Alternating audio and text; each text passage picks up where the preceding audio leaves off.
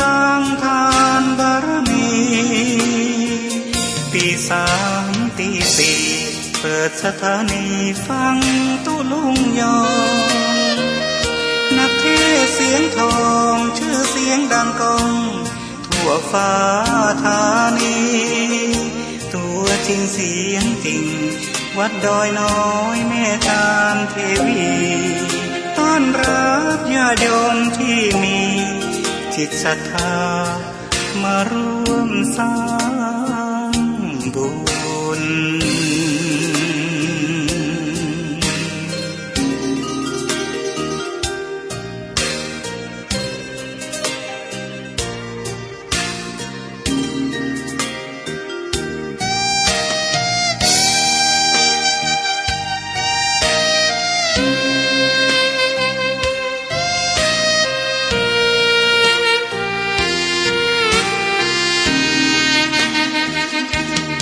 วัดดอยน้อ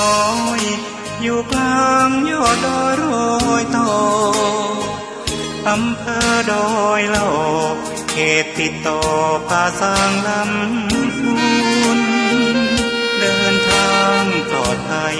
จากเชียงใหม่หรือสายลำพูนยินดีต้อนรับนักบุญ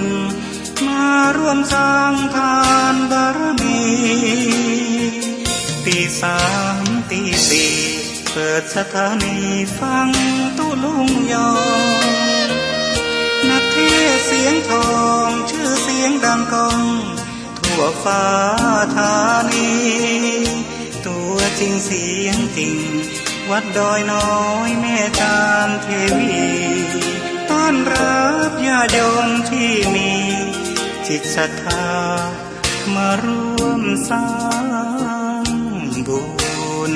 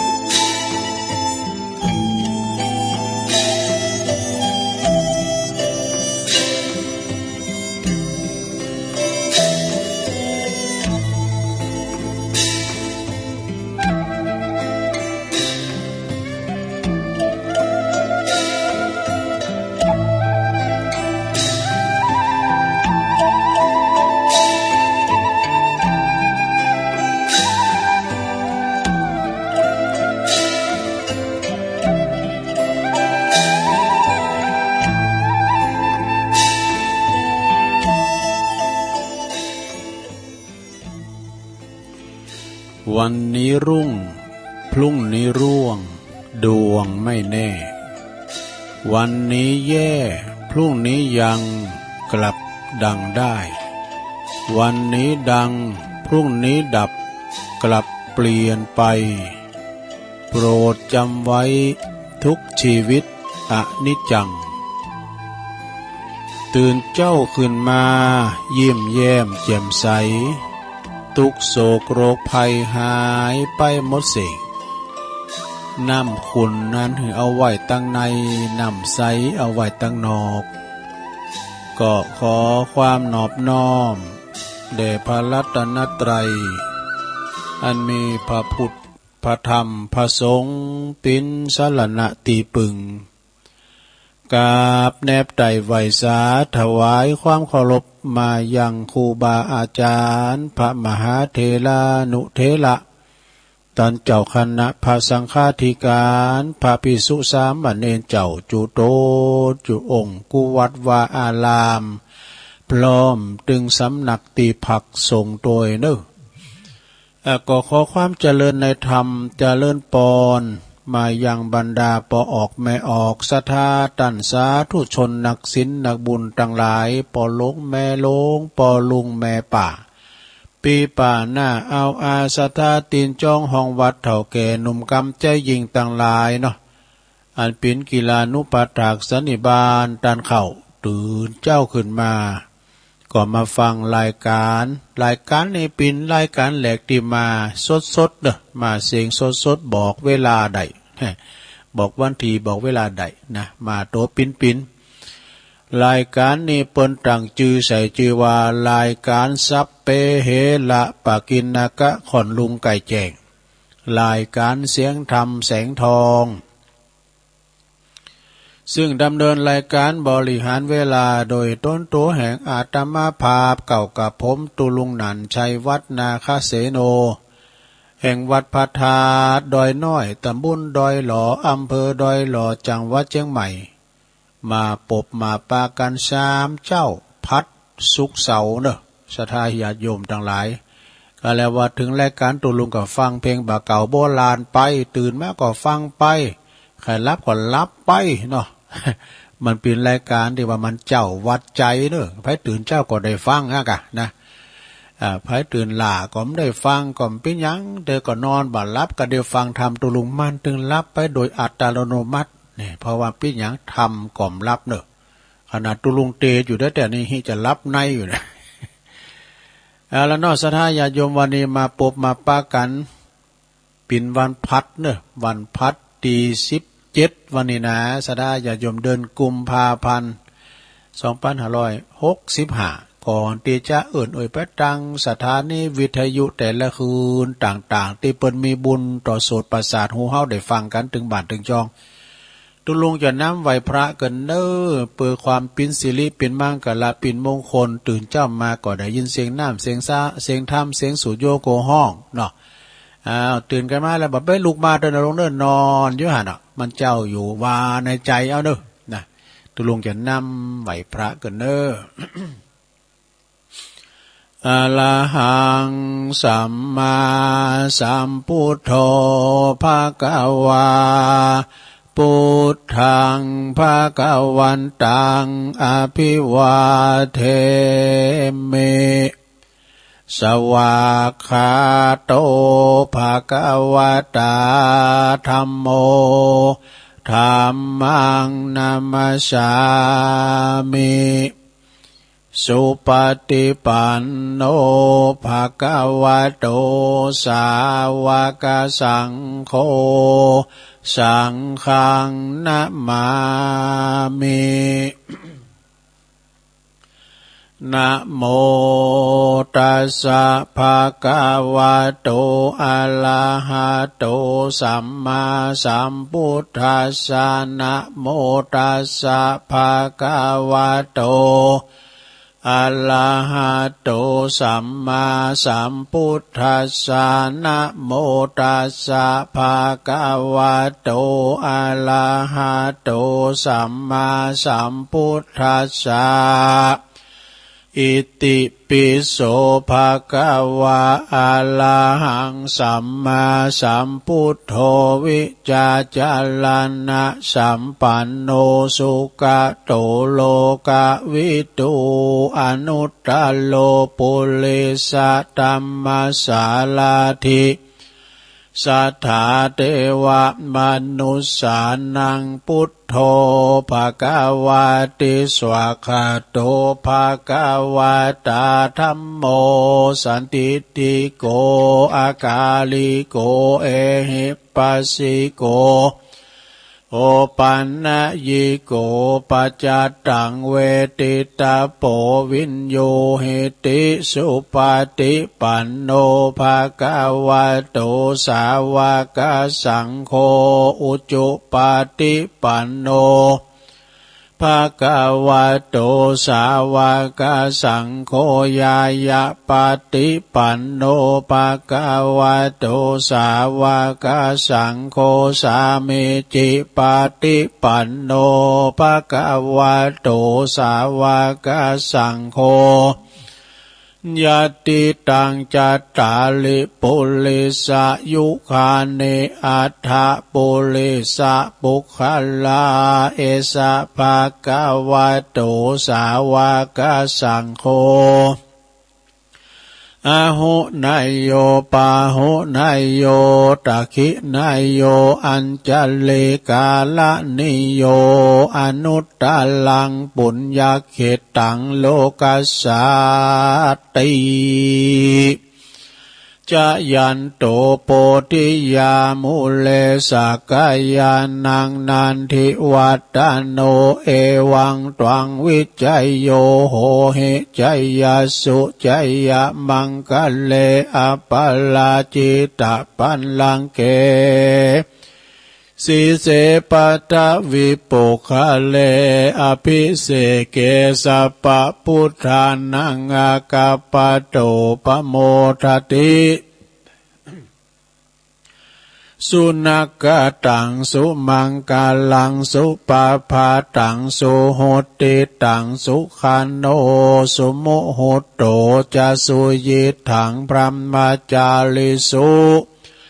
ปัทขินังกายกัมมังวาจากัมมังปัทขินังปัทขินังมโนกัมมังปานิทิเต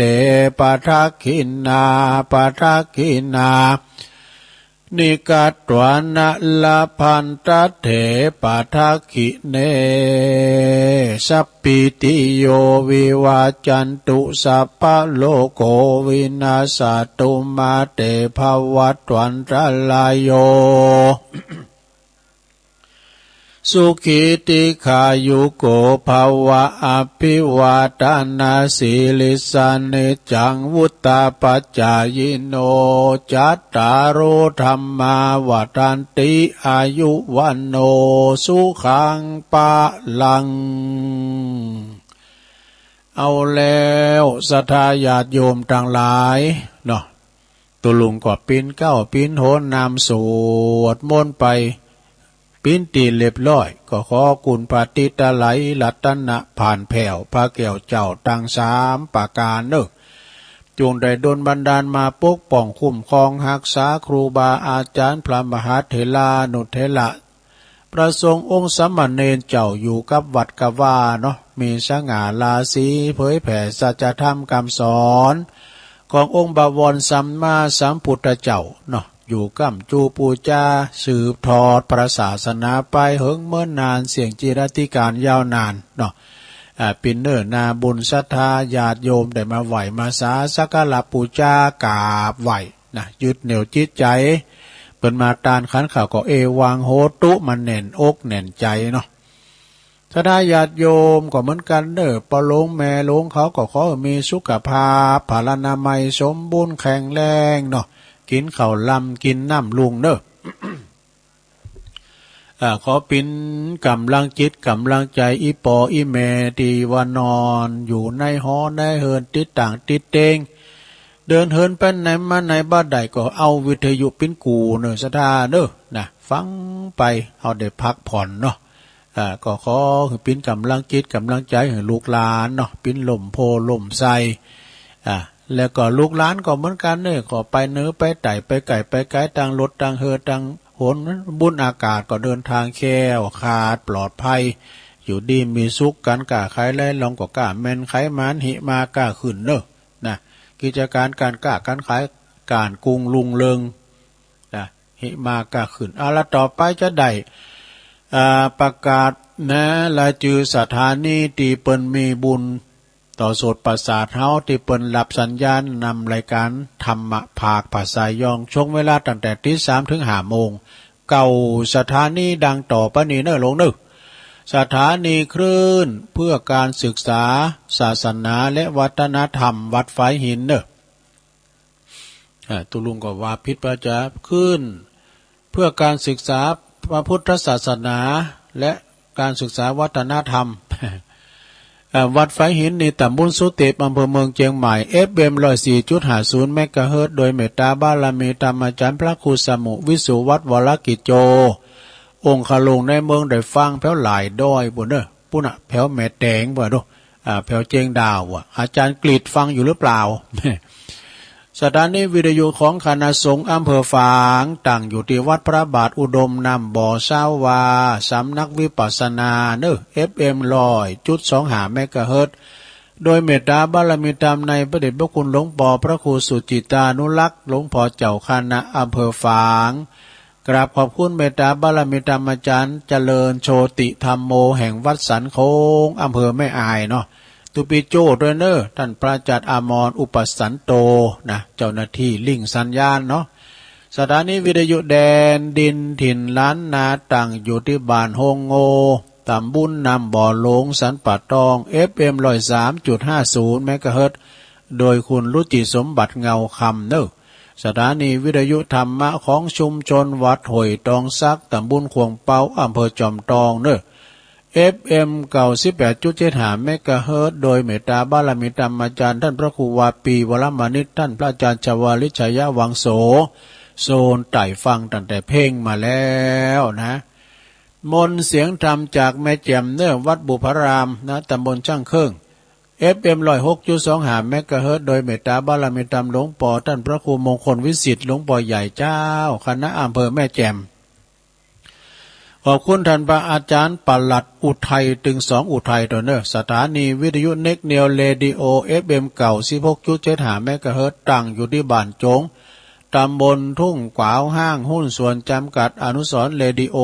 อำเภอเมืองปานจังหวัดลำปางเนอสถานีวิทยุชุมชนคนเหนือเขื่อนตั้งอยู่ที่บ้านดงดำอำเภอฮอดจังหวัดเชียงใหม่ FM 90.75 เมกะเฮิรตซ์และสถานีวิทยุธรรมะสถานีวิทยุเพื่อการศึกษาและพัฒนาอาชีพเรดิโอเน็ตเวิร์ก FM 103.00 เมกะเฮิรตซ์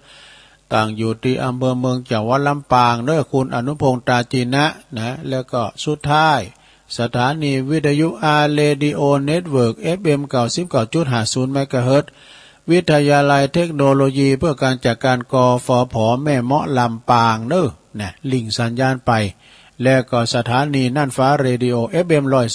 102.25 เมกะเฮิรตซ์นะจากคุณลุงนิรันดร์ปันดอนตองนะตุสดาญาติโยมทั้งหลายและเพิ่นฟังทางแอปทางไลน์แถม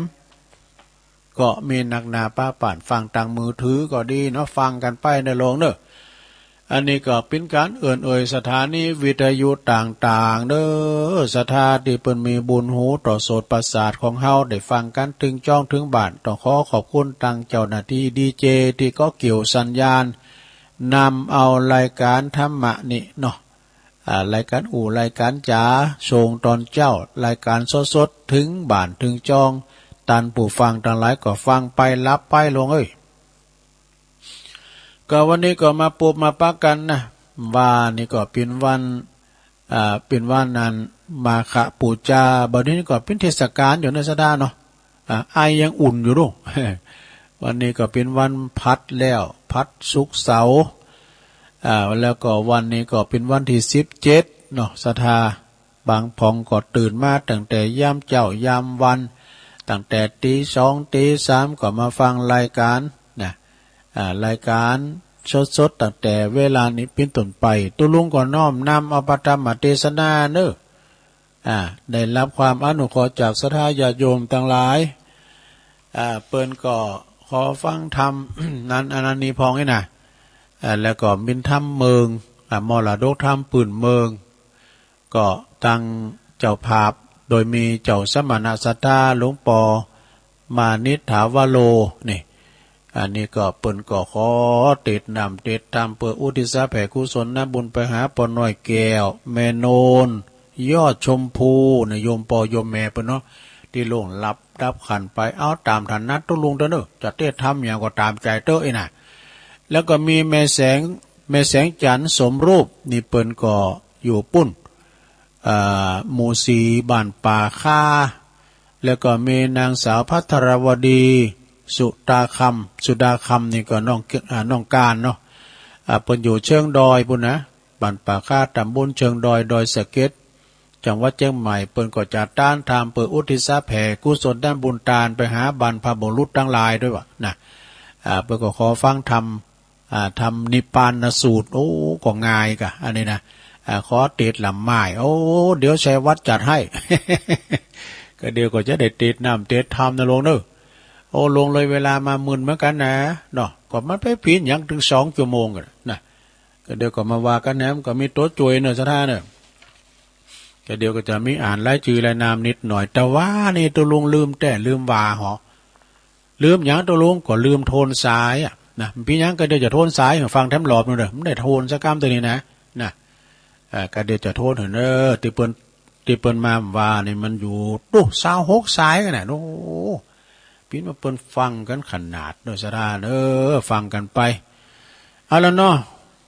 เวลาลงเลยมาตัวลงจะเตะทำนี่ปานน่ะสูตรแบบละไม้กันแบบย่องก่อมเซิงเมืองก่อมใจมันคล้ายๆกับขมุนะ ลองฟังก่อนนะลงอ่านขออันป้อนานคำจังปุ้นจังดอยสะเก็ดมาราธนาธรรมกันมั้งนิพพานนังเยนนากาลังละมังเยนนากาใสยังปันดิโตตังโนมากังอุติสิตุงธรรมามุตตะมังปัจจังอลาธานังกะโลมาจะเตะทำสักกรรมก็เดี๋ยวจะไม่เล่านิทานโดยในหลวงได้มีเกตทำสักเล็กสักน้อยมีหลายอยู่เนาะทำกันบ้านไว้แล้ว ฟังทำไปโยมนะโมตัสสะภะคะวะโตอะระหะโตสัมมาสัมพุทธัสสะเอวัมเมสุตังเอกังสัมมายังภะคะวาสาวัตติยังวิหารติเจตวันเนอนันตาปินติกัสสะอาลัมเมอัตตาโคสาวัตติยังวาสิโนมนุสาสกัตกามิโนโหนตุสาทาโวดุลาสาปุลิสัพทั้งหลายตั้งสุตังอันว่าสูตรอันนี้ชื่อว่านิพพานสูตรอันตันมหาอนันตเทนหากได้สดับละฟังจากมุขตวาราจากข้าอุเกวโตนผ่านแผ่วซับปัญญูตันก็ได้มาสำแดงแก่มหากัสสปะเตนเจ้าเมื่อเข้าประสุมสู่สังกายนาธรรมวันนั้นว่าดังนี้พันเตข้าแก่มหากัสสปะเตนเจ้าอันว่าพระจึงเงาโพธิญาณเมื่อยังทรมันอยู่ในป่าเจตวันโปรดบรรณาสัตว์สี่หมู่ในที่อยู่ตามกลางสงฆ์ว่าดังนี้สีลังนามากัตตปังสีลังนามาลักขิตังเมตตากรุณามุตุตาอุเปกานามากัตตปันติภิกเวดุลาภิกขุทั้งหลายปุญญังนามาจืออันว่าบุญตั้งหลายปันดิเตนะอันภูเมภายาหากเปิงกาตามแต่แลสีลังอันว่าสินนี้ภูเมภายาเปิงรักษามันกุงแต่แลอันว่าเมตตากรุณามุตุตาอุเปกาปุเมพายาเปิงจำเลินภาวนาแต่แลภิกขเวดุลาภิกขุทั้งหลายเหตุดังเลือนแหลมพลานตานทากาตะกาวาหือตานรักษาศีลและภาวนาอันจะเหตุด้วยเมตแต่แลสตานามาจืออันว่าสัตว์ต่างหลายในโลกย่อมวิปโยคแผ่พ้นสัตว์ต่างมวล ที่มาบังเกิดเอากำเนิดในสงสารบ่อสุข3 ล้านมันเตียงลูกความเงียงเปปางแม่นจักมีพละกำลังเพียงด่างจ้างแม่นจักมีสัมปติแนบข้างหมากปวงล่วงลายก็ยังจักตายบ่เว้นบ่มีจองหลีกเล่นแห่งต่างตายนามะลูปังอันว่าลูปะกายตนตัวเล่านิสัยก็ ก็อย่างจากตายวันหนึ่งบ่สงสัยความตายนี้หากขับไปใจอุปมาไว้ดังจ้างฆ่าโคนนะก็ปาเสติก็ไปสาแวงหายังคนและสัตว์เพื่อจะฆ่าหือตายนั่นแหละอันว่าวัยยาแห่งสัตว์และคนต่างหลายนี่ป้อยจับกลับคืนมามีวัยยาอันหนุ่มนั่นก็หาบ่ได้จะเตรียมเพียบไว้อุปมาคือดังพระสุริยาอันคืนโหนปุปวันออกยอมพัดเกี่ยวหลอบไปสู่โหนวันตุกใจนั่นแลภาการหนึ่งอันว่าอายุแห่งสัตว์ทั้งหลายนี้หาประมาณบ่ได้ผ่องก็มีอายุสั้นผ่องก็ยืนยาวร่างเขาได้4 ปี5 ปี6 ปี7 ปีป้อยตายไปก็มีแลบางผ่องก็เป็นดังฟ้าแมบย่ำเดียวก็มีแลความตายก็บ่มีผู้อาจทำได้แม้นองค์พระเงาไทยสัพพัญอยู่ตนเป็นคู่ก็มั่งกิเลสตั้งพระปัจเจกะและอรหันตามีเตจาลิทธิอนุภาพยิ่งกว่าอินทราพรหมยมมาราชจาก็ยังดับขันธานิพพานเมียนจาดบ่อาจหลีกได้เยื่องความตายแม้นว่าเป็นเต้าพญามหากษัตริย์สะข้วยเศรษฐีมีสัมปัติหลายของก่อหลีบบนเสนาต่อล่วงลายก็บ่อาจซื้อความตายไว้ได้เต่าว่าละตุมตอดไว้เป็นสาถานมัจจุลาจหารแก่นกล้ามันก็บ่เล็งหน้าแห่งคนใดนั้นแลภาคการหนึ่งนั้นนาไผบ่อาจกฎหมายลู่ใดอย่างปีเดือนวันยามตายมีเจ้ามีแต่องค์พระมุนีนายสัมมาสัมพุทธเจ้าและอริยโคตเงาอรหันตาเหตุนี้นาภูมิพายาจุงพิจารณาหือที่หือรู้แจ้งที่เป็นแก่นสารคือสาระข่าวของจ่ายเตตานเปื่อตัดมาเฉลัดทำกรรมท่านนี่อันจักใดเป็นติอุปธรรมเป็นป่าไทยอย่างคือเขาห่อเป็นสาเบียงต่อตั้งไปคงควายหาปัจจัยทั้งสี่ฮือเมนตีกองทามนะอย่าโลภอำนำมาจุกใหญ่อย่าฆ่าสัตว์ชีวิตง่ายเมื่อต้นตาลตกแต่งเฮือดีงามปราณีตามจารีตกองธรรมนั่นเตอภิกขเวดุลาภิกขุตั้งหลายกู้พระตถากตาตรัสรู้แล้วจึงนำมายังตานากาตาเตรียมเพียบไว้หือตั้นต่างหลายใดสาดับรับฟังว่ายังมีเมืองอันหนึ่งสุขเสมยิ่งนักย่อมเป็นที่พักอาศัยแห่งปันติตาผู้ปัญญาไวฉลาดคือหมู่นักผาดเจ้ามนมีเป็นสุขีเตียงเต้าบ่มีวันแก่เท่าและตายเต้าว่าหนตั้งตีจักกฎหมายไปสู่เป็นตีสัตว์ลายอยู่อาสาไหลเป็นตนว่าลาจะสีมาในเสือโครงและเสือเหลืองส่งครั้งกายและจ้างลายและผีป่าเนื้อลายลาตามตั้งแม่นจักบุกกะละผู้ใดใครไปเฮือหลอดไปเฮือหลอด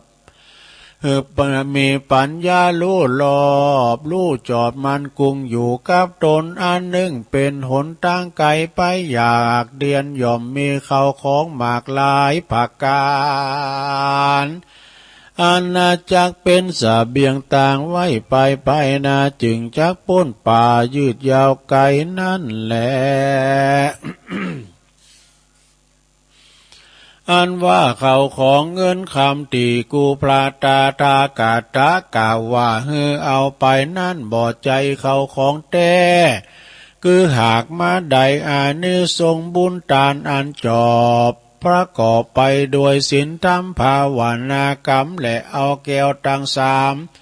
เป็นตีเปิงบทลำเปิงนั่นว่าพุทโธเมนาโถธัมโมเมนาโถสังโฆเมนาโถดังนี้ไปเตอผู้บ่เอาแก้วตังสามเป็นตีเปิงอาสาไหลก็บ่อาจจะข้ามทางไกลย่านกว้างคือว่าบ่อาจข้ามวัฏฏะสงสารนั่นแลภิกขเวดุลาภิกขุตั้งหลายที่พระตาทากาตะกาว่าเฮอเอาเขาน้ำโปจันนะอาหารกับเครื่องอาวุธไปกับตนกับขี่ม้าอาจารย์ในไปปั่นลอดจักใดจุจอดเทิงท้องนั่นเป็นตำนองเตรียมแตกไว้ตีเต้คือหากมาใดอานิสงส์ของทานกับตั้งอานิสงส์ศีลห้าศีลแปดศีลสิบแขวเตรียมไปติว่าดาบกันใจสลีกันใจดำแก้ว สีเทียนกับตั้งอาตีเต้คือสีเทียนกับตนเกลือตีเต้ก็คือใดอานิสงส์ภาวนาพรหมวิหารทั้งสี่นั่นแลการภาวนาพรหมวิหารมีอานิสงส์11ประการตามดังพระจินนามานเตสันนาไว้กดเก่าไว้เป็นกาถาว่าสุขังสุปฏิสุขังปฏิปุจจตินาปาปะกังสุปินังปัสสติมนุสานังปิโยโหติอมนุสานังปิโยโหติเทวตาลคันตินัสสะอาคิวาวิสังวากรรมติตุวุถังจิตตังสัมมาทิยาติมุขวันโนวิปัสสิตาติอัสสะมุลลาเหกาลังกาโลติอุตตะลิงอุปติวิจจันโตพรหมโลกุปโกโหติอัตถกาถาอันนี้อานิสงส์ที่จะขายว่าปุกกะละผู้ใดเอาเมตตาเป็นที่เปิงจำเลิศธรรมจูคืนวันบ่ขาดยามลับก็หากเป็นสุขเหลือหลายตื่นขึ้นมาก็สบายจมจื้นบ่ฟันหันไล่หือตื่นตกใจแม่นไปตีตังใดก็มีโพโหมรักไข่พุงฝูงผีวิสาทน้อยใหญ่ปิยาแปงเทวดาเตรียมแฝงวงแวดเฝ้าไฟยาพิษและหอกดาบนั่นเล่าบ่คาเหือตายจิตใจมุ่งหมายเป็นสมาธิได้เลี้ยวด่วนใบนางามแหลบล้วนผ่องผิวใสสติก็บ่ลงไหลเมื่อกาตามกาละมรณาการสมปานยังบ่อาจเถิงมักกะพลผลย่อมมีจันพรหมเป็นที่ไปบังเกิดอันนี้เป็นอานิสงส์อันล้ำเลิศแห่งเมตตาเอกทาสารวม11ข้อกล่าวโดยอันย่อปอเป็นที่เข้าใจความก็มีด้วยประการดังกล่าวมานี่แหละนานิทิตังนิปปานาสุตัง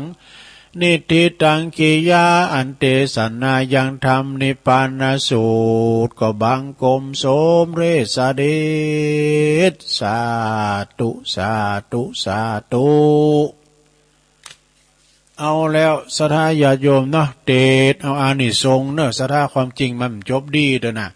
มันจะมีพระปู่เศรษฐียาเศรษฐีนี่นะตายไปแล้วก็ไปทะลงตุกอยู่ในสุสานป่าจ้ามีเสื้อผ้ามาโคใบมีข้าวน้ำโบจันอาหารกินเลยไปบอกเงินลูกตั้งสองไม่ยิงเนี่ยโอ้ยพอเขาก่อนตายเลยตานเตะตานวายเฮ้ยยังมาถลงเป็นเป็ดที่เป็นเป็ดตาวิสัยผีเพดนี่นะก็เป็นจะได้ลูกตั้งสองก็เลยไปปรึกษาครูบาอาจารย์ปรากฏว่าคือตานทำนี่ปานน่ะสูตรได้ด้วยนะกำลังตกแต่งด้าวันนั้นซะนะเนาะ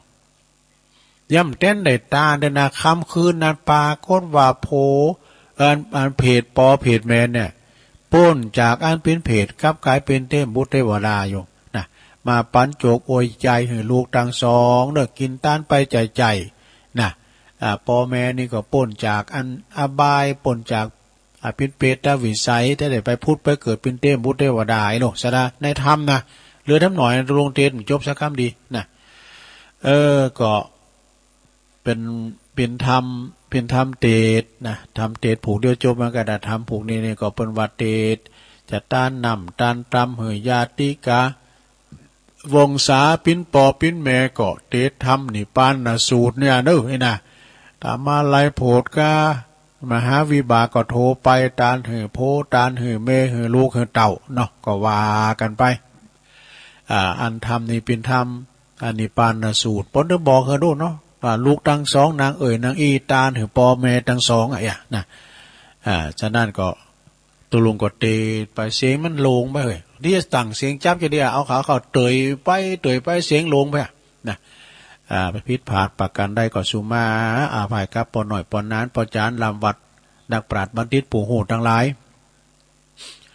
ตุลุงนี่มาอ่านหนังสือจ้ามันก็พิษดักเตสมักลิ่น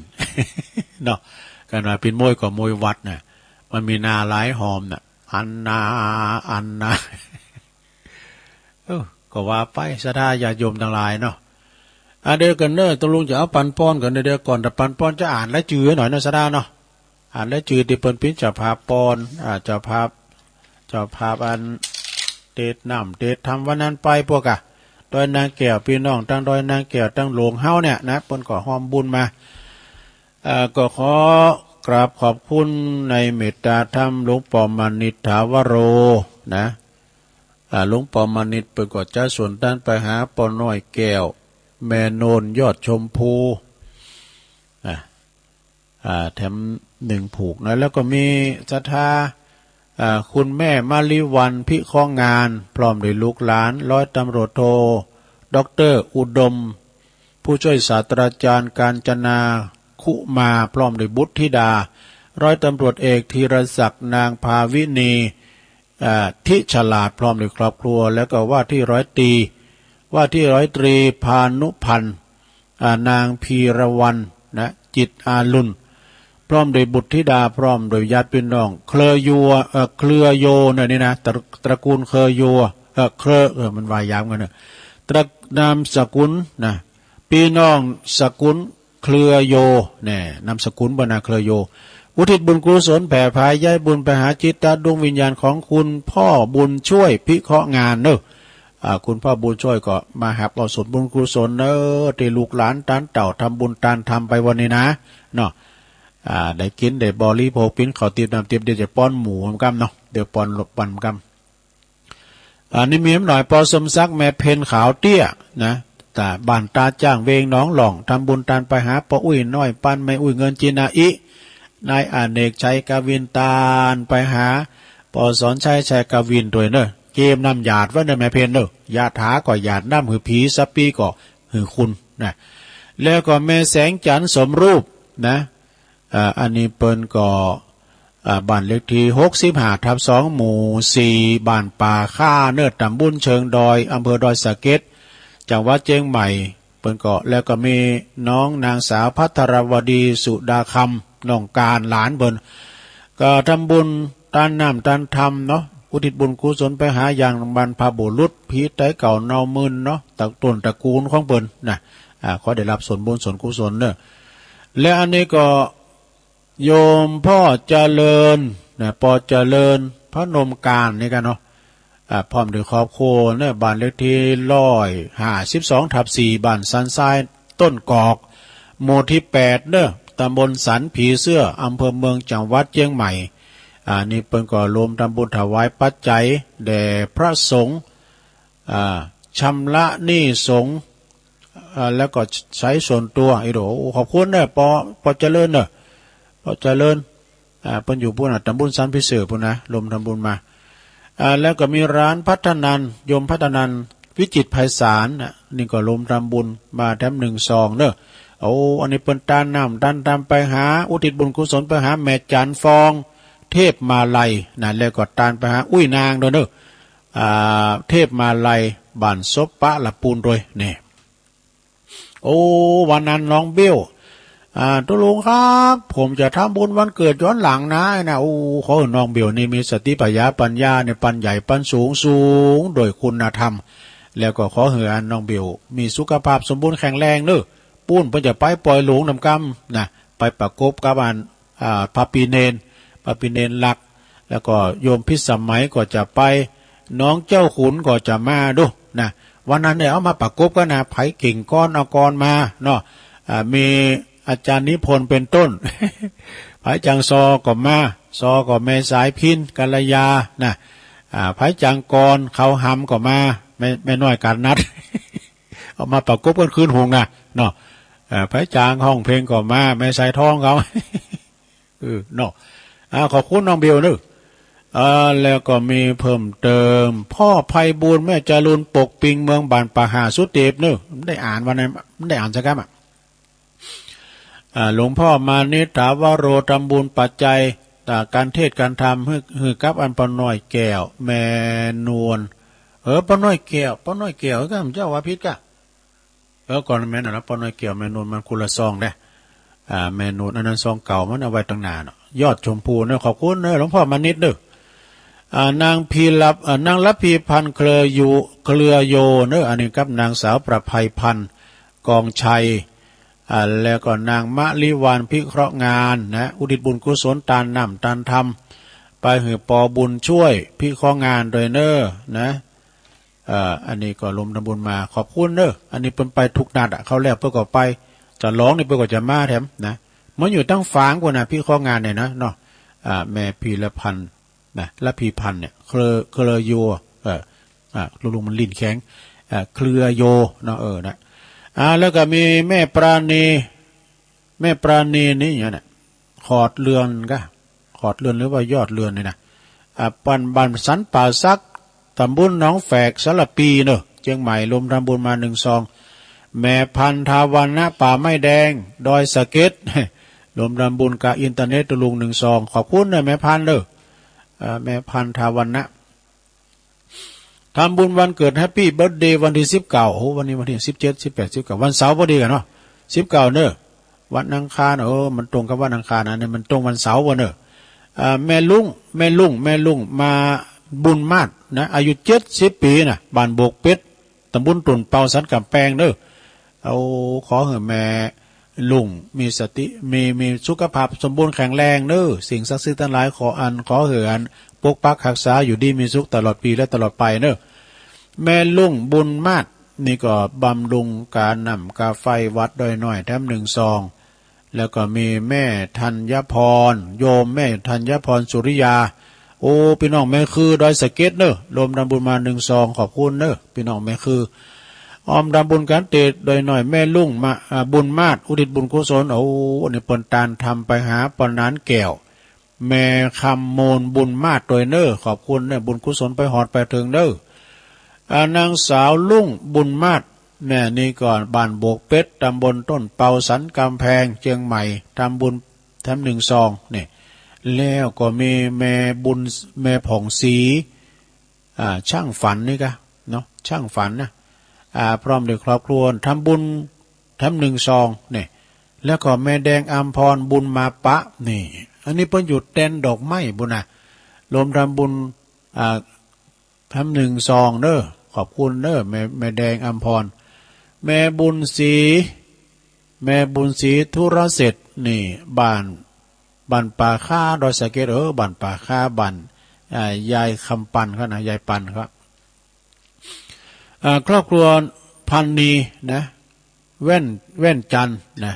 บ้านตินนะบ้านตินเขียวว่าตินเหวนั่นนะอย่าง1 สลับปีเนอะ1 ซองนะแม่พันนี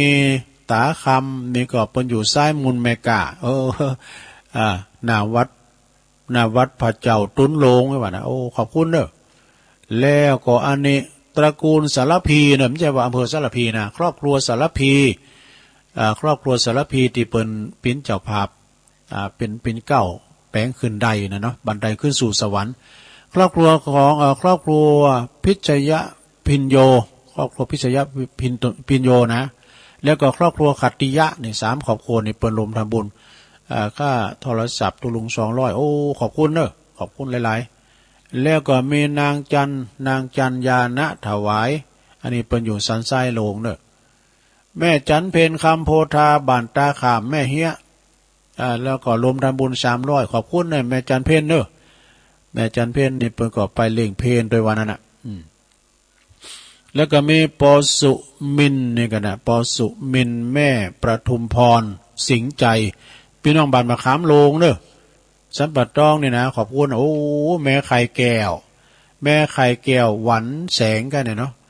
เปิ้นอยู่บ้านบ่อสร้างเนอะตุนเปาสันกำแพงนะโลมทำบุญแถม200 บาทขอบคุณนะแม่ไข่แก้วเนอะเปิ้นฟังเนอะเปิ้นจังโทรมาอยู่นะอันนี้นางสาวพินพรเขียวสุกก็ฮะ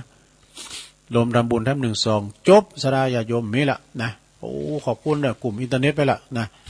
ขออนุโมทนาในสายบุญกุศลกับศรัทธาญาติโยมต่างหลายถูกฐานเนอะต่อไปเอาปอนโวหารนิดหน่อยเนาะเอาปอนโวหารหลวงพ่อมานิดว่าเอาปอนโวหารนะครับเราต้องลงเลยนะเอวังโหตุดีและอาจารย์ในวันนี้ก็หากว่าเป็นวันดีสาลีสุภมังกละกาตาอันพระเสริฐล้ำเลิศยิ่งกว่าวันและยามตันลายบ้านนี้ก็ไม่มีเจ้าสมณศรัทธาและมหามูลศรัทธาต่างหลายได้ปากันฉลองคงควายตกแต่งแปลงพร้อมน้อมนำมายังมัทุบุภาลาจาดวงดอกคอตอกดอกไม้พร้อมกับกีฬาณปัจจัยแต่ยาวาทูตตันต่างหลายมากมวลฝุ่นนี่มาเป็นตานเปิดจักอุทิศแผ่กุศลหน้าบุญตานไปหายังเหล่าญาติกาวงศาปินมีปอแม่ปีน้องมีปอแม่ปีน้องญาติปีน้องที่ลงรับดับขันไปสู่ปาลาโลกปานาร้อนหาว่าเขาเจ้าตั้งหลายได้วางจิตใจอาลุมาลายไปบ่อจางได้ไปตกตรองวางอยู่ในละหว่างปาตูจาตุละอบายได้ไปกับกายไปเกิดเป็นผีและเผิดทุกขเวทนาห้อนก็บอดได้อาบอยากก็บอดได้กินอย่างได้เฮก็ดีก็ขอกุศลบุญญาราศีอันนี้จุนได้ไปหลอดไปถึงในกาละวันนี้ยามนี้บานแม่นว่าบุญกุศลอันนี้หรือว่าเขาเจ้าตั้งหลายอยู่ไกลสุดวิสัยไปบ่ฮอดบ่ถึงเติงตันขอฝากตั้งเตปาไทยมาเฮสักขาเตวบุตเตวดาจุนน้ำเอาข่าวสันบุญอันนี้ไปฮอดไปถึงไปตันไปฮอดเมื่อเจ้าข้อปิ้นของงายไปฮอดเมื่อควายข้อปิ้นขอตอนแม่นว่าไปจุดจ่อรอถึงยำตอนก็ขอกับกายเป็นแก้วเป็นแสงไปฮอดยำแรงขอกับกายเป็นแผ่นเสื้อแผ่นผ้าไปฮอดเหมือนลาก็ขอปิ้นเขาติบหนับติบสิปากการให้ต้นโตเขาเจ้าตั้งหลายได้กินได้บริโภคได้ปุ่นเสียจากตีอยากได้พรักเสียจากตีตุกได้เสวยความสุขในสัมปรายภพนั้นจงจ้างมีบุญกุศลอันนี้ก็ยังมีนักนาป้าปานขอปิ้นผลสัตว์ต้อนย้อนมาสังพิทักษ์ปกปักรักษายังเจ้าสัมมานาศรัทธามหาโมลศรัทธาต่างหลายได้อยู่เย็นเป็นสุขอายุมันควันยืนมีโจกมีใจมีอนาคตลุ่งโลดแจ่มใสอยู่ก็ขอให้มีใจไปตันใดก็ขอให้มีโจกมีลาภได้ผ่าแป้ข้าศึกศัตรูหมู่ม่านต่างหลายเจริญไปโดยจตุรพิษและปอนใจอันมีอายุวันนะสุขภาละปฏิภาณธนสารสมบัติพิพัฒนามงคลของสมบูรณ์พูนผลไปโดยลาภยศสารเสริญสุขนั่นจงจักมีเตี้ยงแต่ดีลียะทาวาลิวาหาปูลาปาลิปูเลนติสากาลังเอวะเมวะอิโตตินังเปตานังอุปกัปปติอิสิตังปฏิตังตุมหังคิปะเมวะสมิชตุสเปปุเรนตุสังกปาจันโทปนาลโสยะถามณีโจติละโสยะถาภาวะสัพพิติโยวิวัจจันตุสัพพะโลโกวินาสตุมาเตภวัตวันตรายโยสุขีติคายุโกภวะอภิวาตานาสีริสานิจังมุตตาปัจจายโนจัตตารโอธรรมาวัฏันติอายุวันโนสุขังปะลังสาธุสาธุสาธุฟังกันไปแล้วเนาะดวงสถานฝากแผ่นสปอร์ตทำกล้ามหนึ่งเด้อฝากแผ่นสปอร์ตทำหน่อยหนึ่งก่อนเนาะงานกินงานตานเอาไปตั้งหน้างานกินงานตานไปตั้งหน้าเนาะขอเชิญร่วมสร้างบุญสร้างบารมีสืบกำกึดยึดเจตนาเสริมสร้างศรัทธานำพาประชาชน ร่วมจิตร่วมใจทั้งประวัติศาสตร์ชาวอำเภอเวียงป่าเป้าจังหวัดเชียงรายและประชาชนจังหวัดเชียงใหม่ร่วมกันสร้างมหาบารมีม่อนพระเจ้าสีสองเมืองร่วมพิธีพุทธาภิเษกยกยอดฉัตรเจดีย์สีสองเมืองระหว่างวันที่ 18 ถึงวันที่ 20 มีนาคม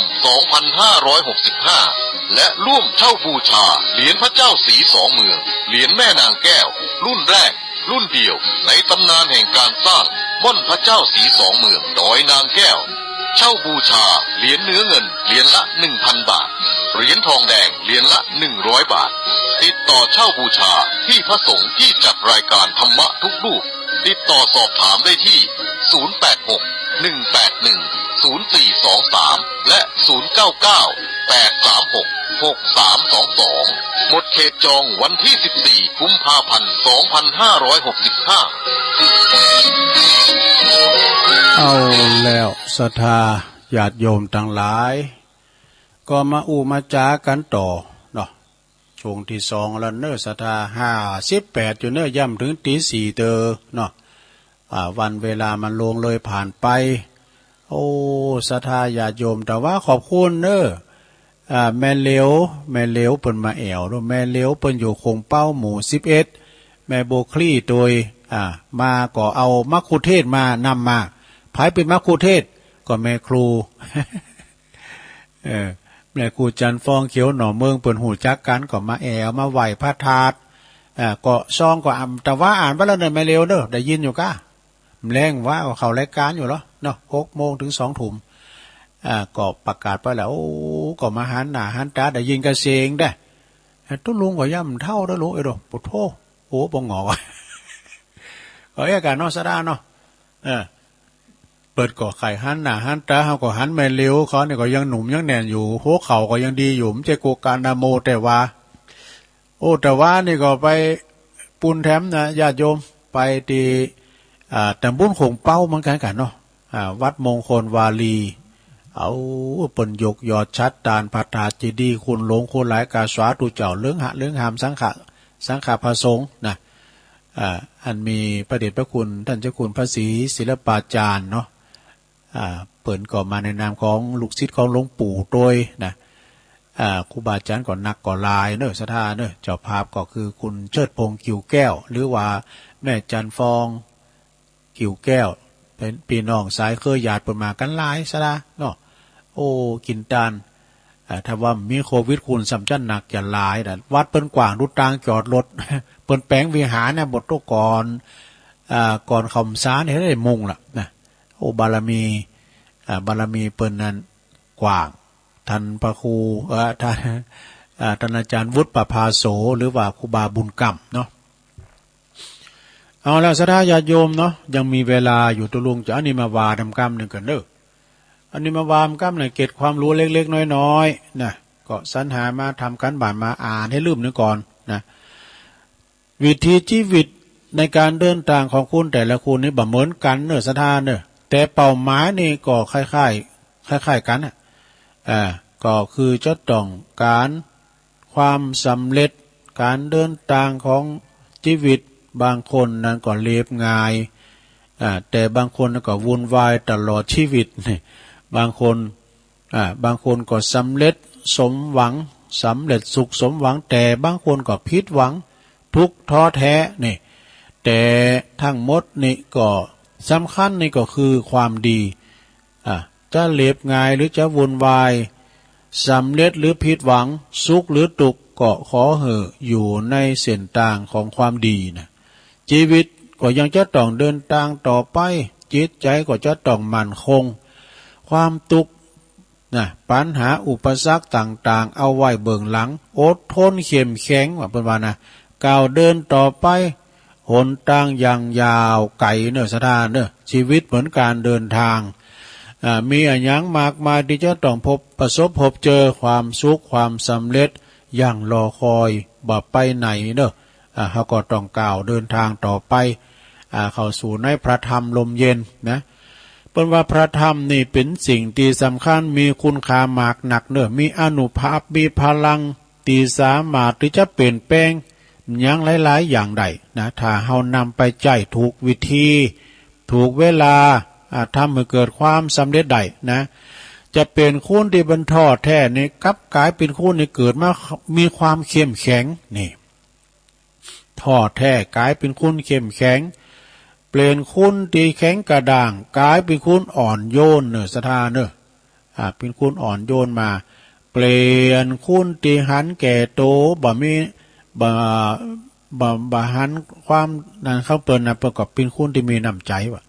คุณที่หันแก่โต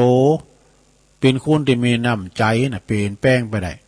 คุณที่เป็นคนชั่วจันไรนะกลายเป็นคุณดีได้นะ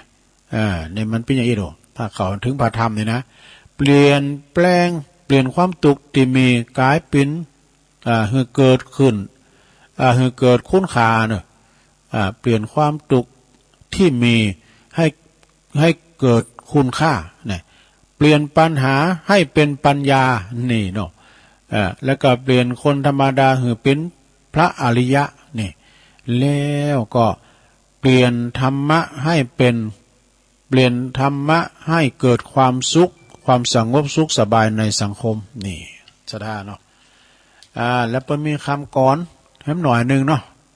คำกรบนว่าจากคืนวันผันผ่านม่านชีวิตกรรมลิขิตดีเลวเราก็เห็นจากวันนั้นถึงวันนี้ที่เราเป็นก่อกรรมเวรแก่เจ็บตายใครช่วยเราเนี่ยเราเกิดมาเถิดท่านทำวันนี้ให้มีค่าวันเวลาหาความจริงไม่ลุ่มหลงถึงไม่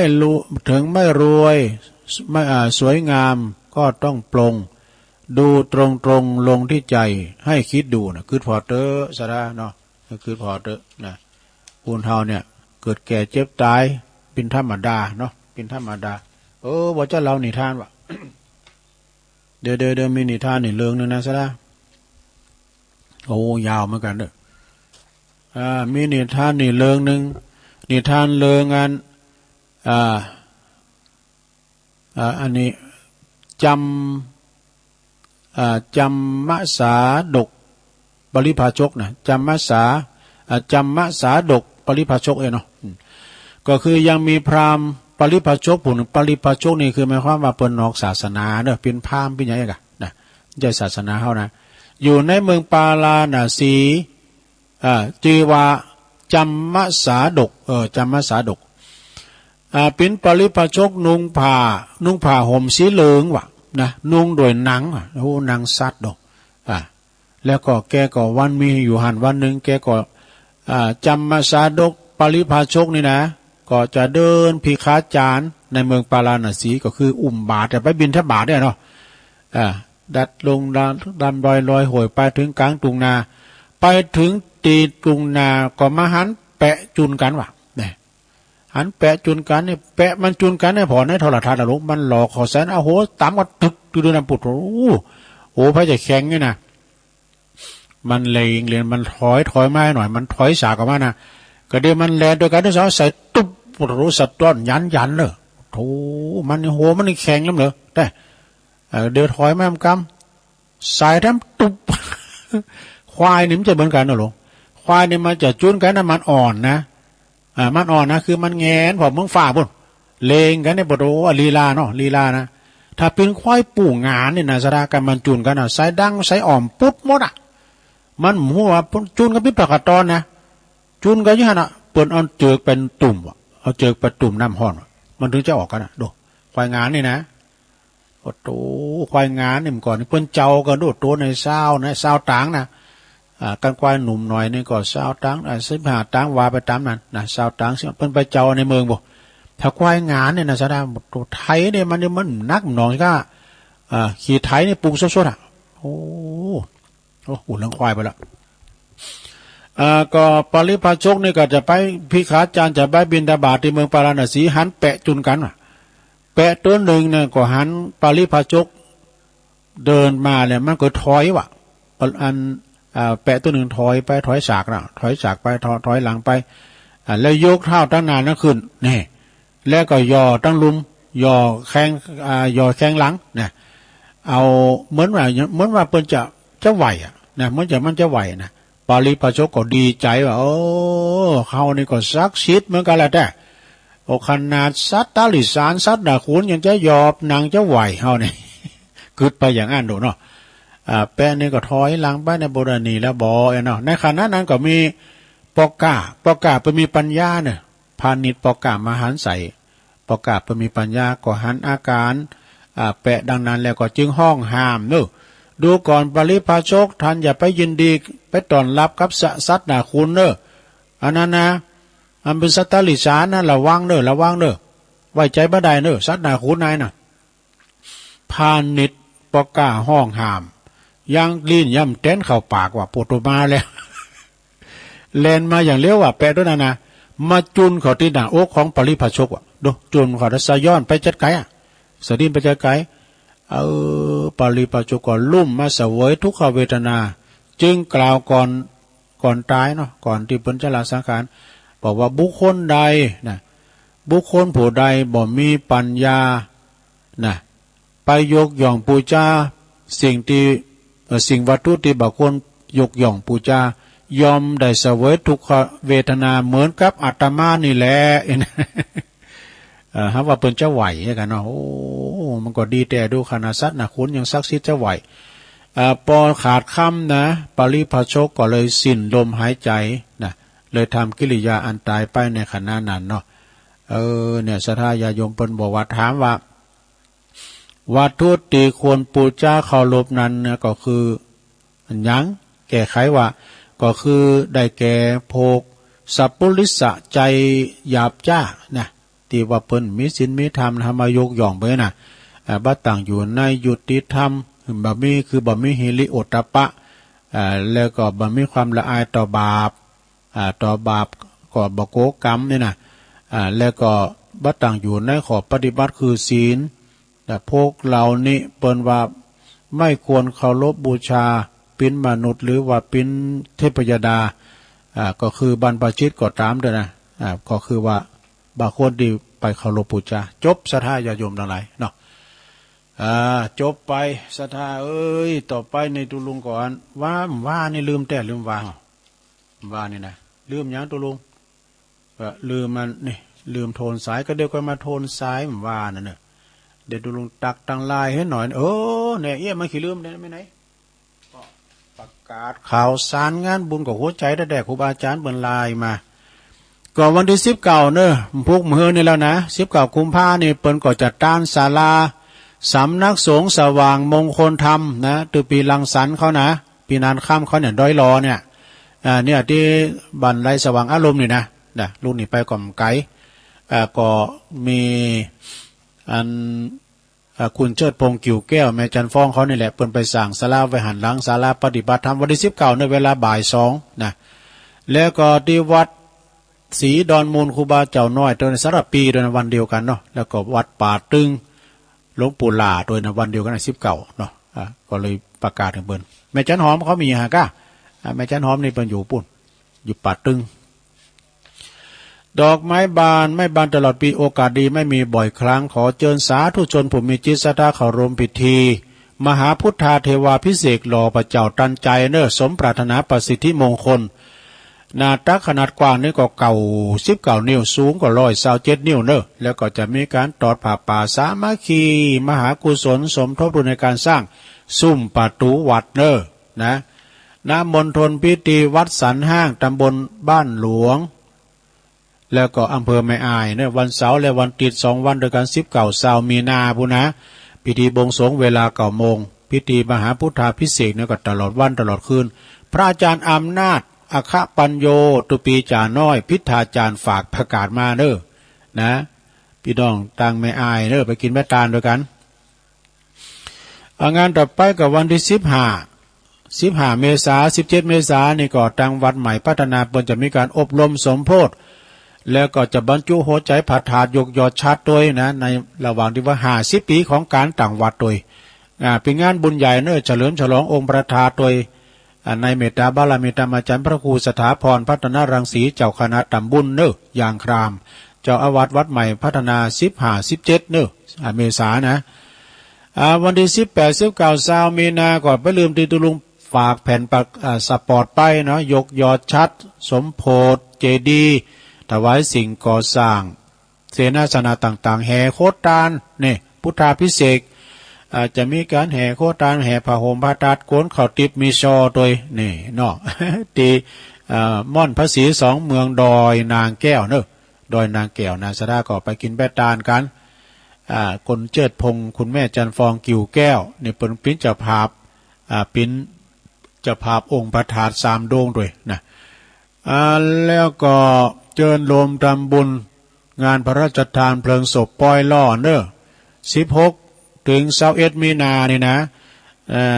ท่านพระครูวรวัฒน์วิบูลย์ครูบาบุญกตะปุญโญอดีตเจ้าวัดวัดหนองหอยเนอะซึ่งเปิ้นก็จะ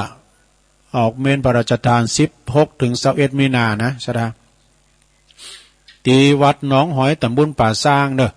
อำเภอป่าสร้างไก่มาจะได้ประกาศรายละเอียดทำกำเนาะแล้วก็งานต่อไปวันที่5 ถึง 10 เมษายนเนอะอันนี้เดือนเมษาโอ้สุดาสดาเอ้ยครูบาอาจารย์เฮาก็ได้ละสังขารลุ่มหายได้จากไป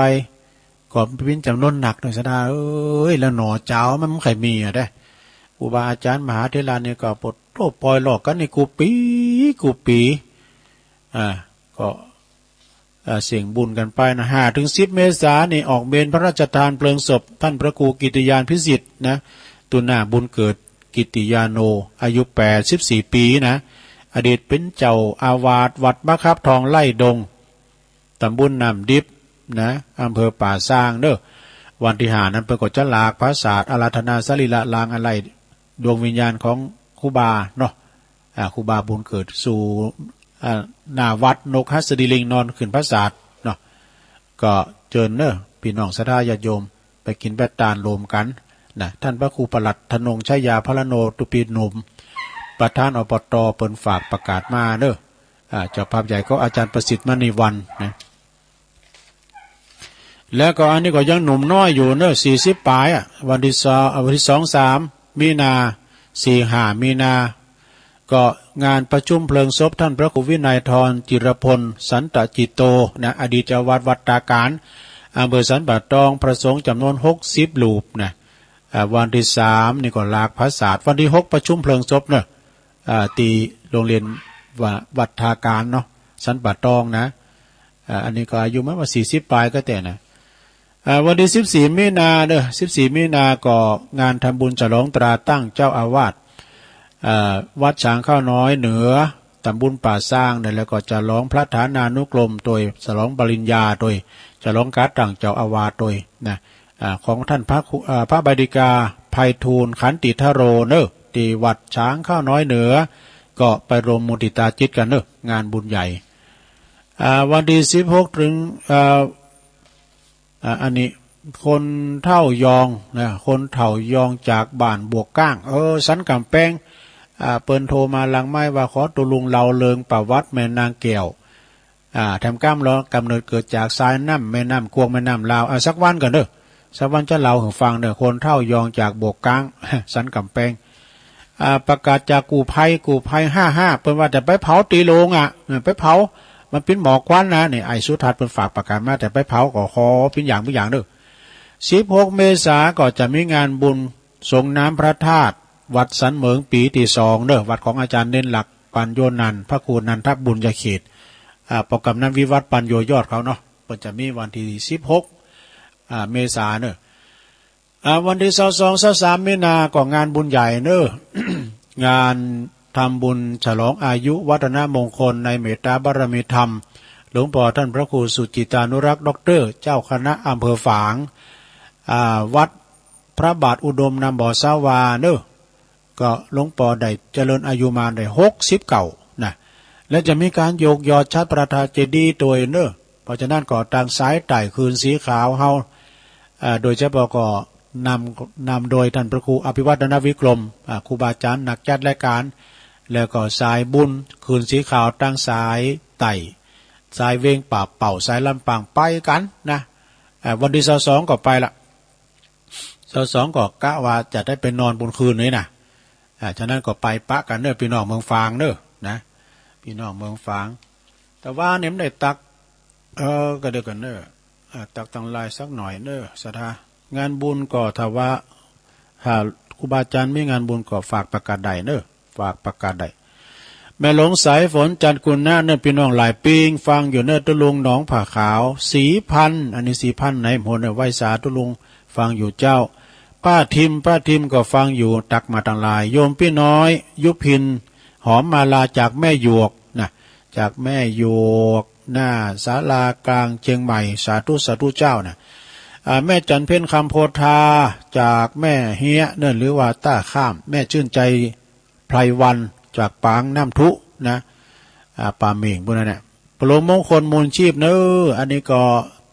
อยู่บ้านน้องเอิกเนอไหวสาตุลุงฟังอยู่เนอครับโอ้อันนี้ปอบุญธรรมชัยกาดหมูเปิงเนอปอบุญธรรมก็ตักมาตังลายเนาะ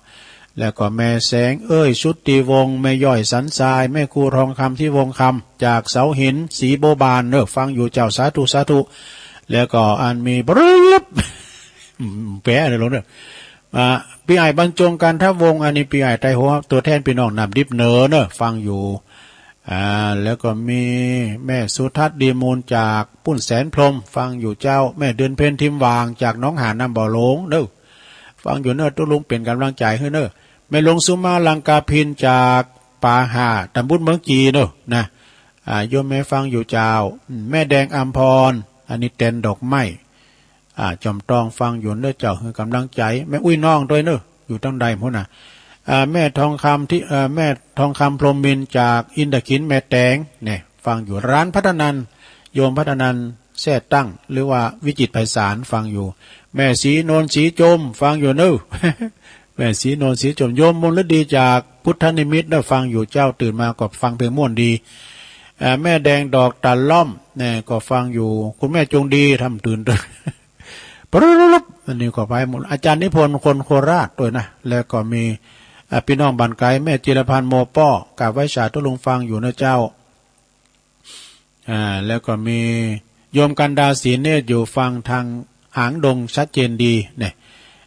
แล้วก็แม่บุญยวงแม่น้อยแซ่พันฟังอยู่เนอแม่ยวงแม่บุญยวงเนอนี่ก็เปิ้นก็ฟังอยู่ขอบคุณนะแม่เนอแม่พันธาวันนะนี่ดอยสะเก็ดแล้วก็แม่จันเลื่อนใสแม่เลี้ยงใจบุญเนี่ยลงนานบอกว่าอันโน่เดี๋ยวไปโทรมาเจอผ่อนให้ไลน์แม่สีดาคนงามจากวิ่งป่าป่าตัวจินดามณีโชตเนอโอ้โหเนี่ยจินดามณีโชตอันนี้ก็เปิ้นทักมาเนาะโอ้เมตตาบารมีธรรมอนาลัยโยจากน้องเอิกเนอไหวสานะครับเนอตุปีแล้วก็ชมรมสกาย82โดยคำแดงคลองมีมาละอันนี้พี่น้องฝางแม่คำแดงโอ้อันนี้ก็มีป้าไลอุ่นนุชอันนี้เป็นอยู่ปุ่นเสาหินเหมือนกันนะแต่สันกับแม่ป้าไลนี่อยู่สารปีไปทางเวียงกุมกามเนี่ยนะแม่นเนาะเคยไปชันเพี้ยนบ้านเปิ้นวันลาเดี๋ยว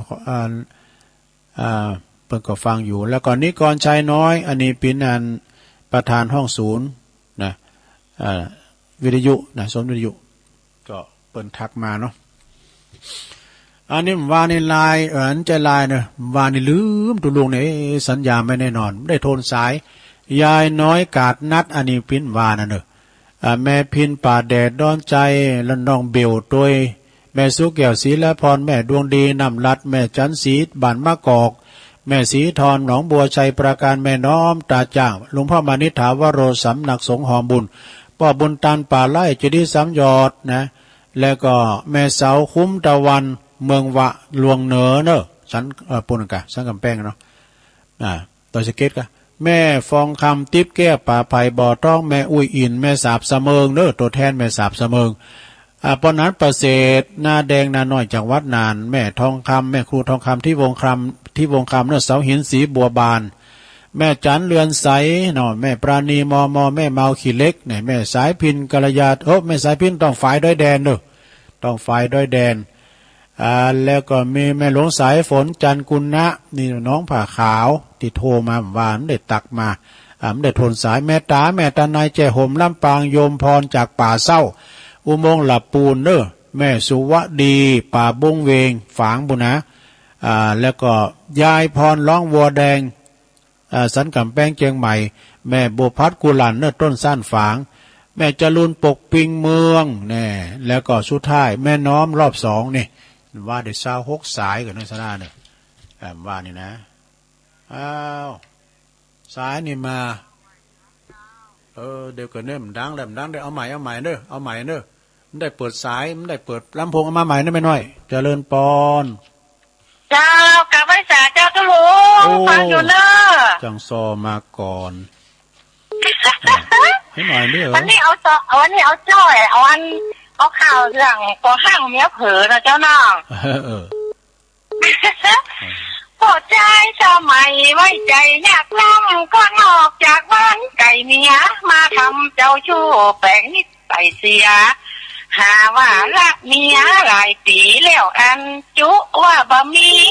ลูกเมียที่บ้านอยู่ตัวคนเดียวเปลี่ยวว่างข้าเลยสงสารหัวอกป่อข้างหาว่าคู่ข้างจากไปตายพินบ่าหูตำนิในใจแม่หญิงจะได้บากขึ้นไปนานี่ละผัวใจดำอยากกาเป็นหญิงวัญญาเจ้าชู้นี่ละลูกผัวไปหนวดโดยจู้ใจมาหนังอูฟังมาหูตอนตายให้ยิ่งกว่ายังนี่สินลุงลังต้องเอาเมียน้อยตัวของอ้วนยิงไม่หงคอซอยเลยหลงคารมปอนางมาจวนเฮาไปแอวห่างแอวร้อนบาใจหน้าด้านอยากลองจะปาไปเลี้ยงซื้อข้าวซื้อของยังแถมเอาท้องจะก้องขอเฮือแต่นึกว่าตัวป่อคำนักอายว่ามีเมียหอมซ้อนมันจะหวานรำพันหวานล้อมหาว่าห่วงของนารีมาหูตอนตายให้ยิ่งกว่าผีเต้เมียก็มีตั้งหลังรอตาน้ำตาย่อยกลางมาหาตัวข้าสงสารเต้นาป่อนางมาหูทีหลังลูกเมียอายนั้นมาด้วยหาบ้านของยิงกำอูป่อห้างหาอย่างผีสิงมาหนังอูยิงน้ำตาย่อยนาไปฟังสงสารเนื้อนางน้องลาเป็นคนมันยาเจ้าชู้พอใจสมัยละเมียเปียจู้บาใจแกงอูนะเธอลาบจำเอาไว้ป่อห้างเมียเผลอกันว่าไผเจอไปฝั่งเขาใกล้พอใจสมัยไว้ใจบ่ได้ในตัวนี่ยังห่างก้อมจะน่าจะลุงนะยาวไปหน่อยเป็นยังเอามาตอมพวกเราถ้าว่ามดกับอันคนอื่นก็จะร้องไก่นะก็เจ้าเนาะกันนั้นนี่ก็ดีแล้วเนาะเจ้ากรรมสารจะลุงเนาะกลางไก่เนาะอ้าวนี่ซอพอห่างเมเผอวะแม่สายพินกาลยาเนาะเอาแม่น้อยเข้ามาใหม่เด้อเจริญปอนกรรมสารเจ้าแม่สมพัฒน์เจ้าฟังอยู่เนอะฟังสมพัฒน์แม่สมพัฒน์แม่ย่อยสันทรายพอหนาวแล้วหนาวตรงนี้จ้ะหนาวเนี่ยคือได้เปิดพัดลมมาเนี่ยคืนนี้ก็ป้อนน้ำเดี๋ยวนี้ก็มันของหมุนเนาะมุนนะกะมุนกับปุ้นเนอไปปักกันเนอมันจะร้องนะมือมดเด้อที่เปิ้นจางซอจางห้องเพลงขาวหำเนี่ยไปมดเด้อไปสู้กันด้วยไปสู้กันดอยนางแก้วบ่เนาะสาธุปล่อยลงนะกะขอบคุณแม่สมพัฒน์เด้อ18 19 20มีทำงานหนึ่งเด้อ18 19 20เหมือนกันเด้อกุมภาเนี่ยนะพุ่มเฮือนะเปิ้นจะเข้ากรรมโสสานกรรมโสสารสุสานป่าจ้าตีบ้านสันตุนมือเด้อปอเล่งนรงกิติวงศ์ฝากประกาศมานะเปิ้นสร้างห้องน้ำเปิ้นจะเทห้องน้ำเด้อท่านพระมหาวารินนรินโทเจ้าคณะตำบลตุนมือเด้อวันที่18 ถึง 20ลืมประกาศไปสันตุนมือเปิ้นจะเข้ากรรมป่าจ้าเจริญปอนกราบไหว้สาครับหลวงลุงเย็นรักมาแล้วครับวันนี้ทำนิพพานน่าสูตรเนาะขนาดว่าห้างดาบดายก็หลอดโป้นจากเป็นเกตเป็นผีนะครับ อันนี้ด้วยอานิสงส์แห่งธรรมนิพพานสูตรเนาะ อายุของเฮานี่มันแบบแน่บางคนก็เกิดบางคนก็ตายในท้องบางคนก็เกิดมาแล้วตายบางคนก็อายุยาวไปบางคนก็อายุน้อยมันก็แล้วแต่บุพกรรมที่ไม่ได้สร้างมาเนาะแล้วกันนิทานตะกี้เนาะโอ้แต่งว่าไว้ใจแปะอีหาว่าแปะจะไหวอีกมันจะไหวเฮาอีเสียไปมีเดี๋ยวพวกแกระวังแล้วมันจะโจรเลยว่าอย่างตอนนี้โจรแล้วลิ้นเต้าเข้าปากลิ้นต้องเข้าปากกันระวังนะมันจะโจรนะตูบเหลียวไปครับผมเป็นคติอันดีงามเนอะโอ้ดีละครับผมกับไวสาครับโตสามเณรเอาลักปัญโยนันวัดสันเมืองเพิ่นก็จะมาสรุปเปี้ยนเอาซะได้สรุปธรรมขอบคุณสามเณรเอาลักน้องเบลตามมาไวสาครับทุลงครับฟังทุลงแต่เช้าแล้วนะครับตีหนึ่งนะครับครับแต่เช้านี่ก็ฟังเพลงแล้วก็ไหว้พระสวดมนต์กับทุลงเรียบร้อยนะครับเกมเพลงไว้ดีๆเด้อกระเป๋าสมปองนะก็ล่ะจะประกบกันวันนี้ฟังทุลงเทศธรรมมาอย่างก็เรียบร้อยแล้วก็อ่านชื่อเรียบร้อยนะครับแม่นอนุโมทนาบุญไปกันนอกอ่านทั้งน้องเบลแล้วเด้องานทำบุญย้อนหลังนะทำบุญวันเกิดย้อนหลังครับแล้วก็อันก็จะทำไปเรื่อยๆถ้าเจอตุลุงที่ไหนก็จะทำกับตุลุงอยู่เลิกโปรแกรมนี้ตาตุลุงทำเหมือนกันประจำปีต้องวันเกิดวันไหนก็ได้ครับผมสาธุครับไว้จ้าครับตุลุงครับขอบคุณนะครับตุลุงแฮมกรรมกับตุลุงทำกรรมกันเนาะตาตุลุงทำกรรมเจริญปอนเจ้าสาธุเจ้าแม่น้อมเจ้าแม่น้อมนี่เพิ่นอยู่ตัดจ้างคุณดอยเต่ารุ่นน่ะแม่น้อมเลยนะดอยเต่าแม่น้อมท่าช้างเวียงหนองล่องฟังเจ้าแล้วเนาะแม่น้อมฟังเจ้าดีแล้วฟังไปติ๊กเดี๋ยวฟังพระครูนำเด้อฟังพระครูแถมพวกเจ้าก็มาอยู่นะฟังเพลงแถมเนาะเจ้าเพลงกระม่วนเนาะเพลงกระมวลดีเพลงแบบเก่าโบราณเนาะขอบคุณแม่น้อมหลายๆเด้อจ้าสาธุเจ้าเมืองฝางยังมาเด้อเมืองฝางนะลูกเดกาแม่บัวพัดเขาเจริญปอนเจ้าวันศาสตร์เจ้าไม่ลงปั้นเนาะเจ้าไม่ลง